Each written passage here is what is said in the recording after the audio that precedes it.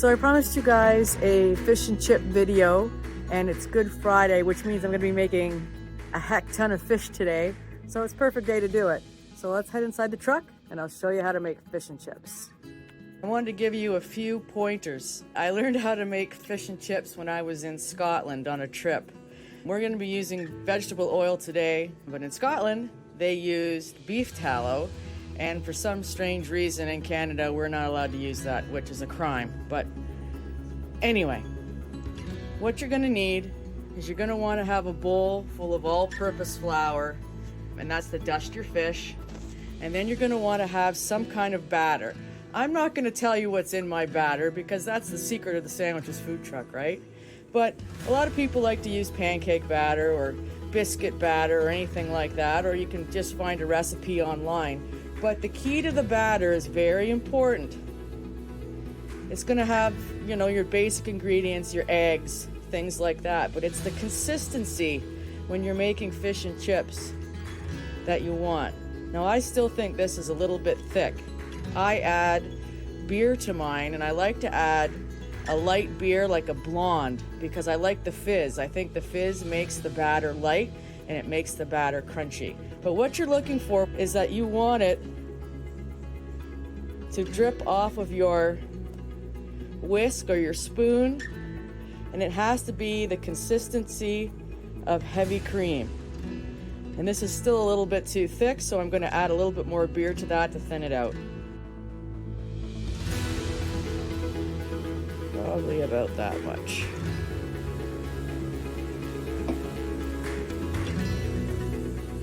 And bear with me, this is hard to do, film and stir at the same time, but I'm all by myself in here this morning, so. You see how we're getting that nice bubbly fizz in our batter? That's what makes it nice and light. I'll move that around, mix that in. Okay, now let's see. Much better. We're getting there.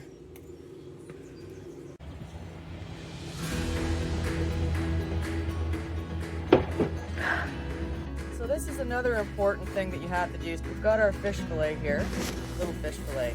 And I like to cut my fish into small pieces and give you 3 pieces instead of 2 big pieces because I just think a fish cooks evenly and it gets a little bit more crunchy when you do it in smaller pieces. I just don't think there's anything worse than getting a great big fillet of fish with doughy batter and the fish is soggy on the inside. What causes soggy fish? It's moisture, right? Either your batter's too thick or your fish is wet. So I always take all of my fillets and I take a paper towel and I'm gonna pat these dry with a paper towel to get the moisture out of them, okay? Flip it over and you can see the moisture that was in that fillet? You want it to be kind of sticky when you pick it up. That's perfect.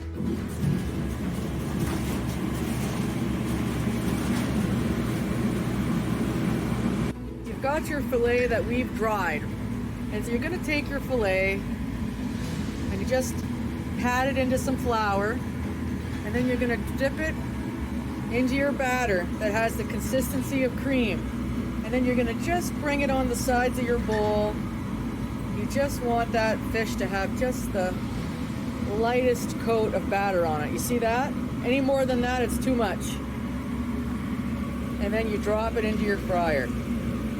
Hold it for a second until it starts to float. Let it go. As soon as it gets golden brown on one side, you give it a flip. You can see it didn't look like I had a lot of batter on that fish, but it's gonna puff up. So you're gonna get a nice crunch. I'm just gonna flip it over and give it a check. I'm just gonna give it one more second. When you pick it up and you have your tongs on it, you can feel when it's done. You can feel the crisp. If you pick it up and you can tell if it's not ready. And by the way, our oil is at 375. Okay, this fish is done. I'm gonna take it out. I'm gonna let it drain a little bit. Get some of the grease off it, and then we'll try it.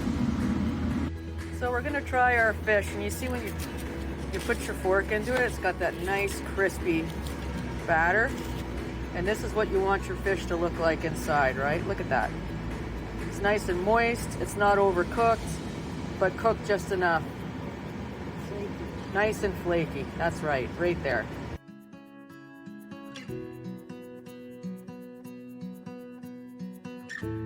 And if you don't want to go through all those steps to make fish and chips, you can stop by the Sandwiches food truck. We're at 583 Burford Street in Wiarton, and we're gonna have fish and chips again this coming Sunday. So hope you'll stop by.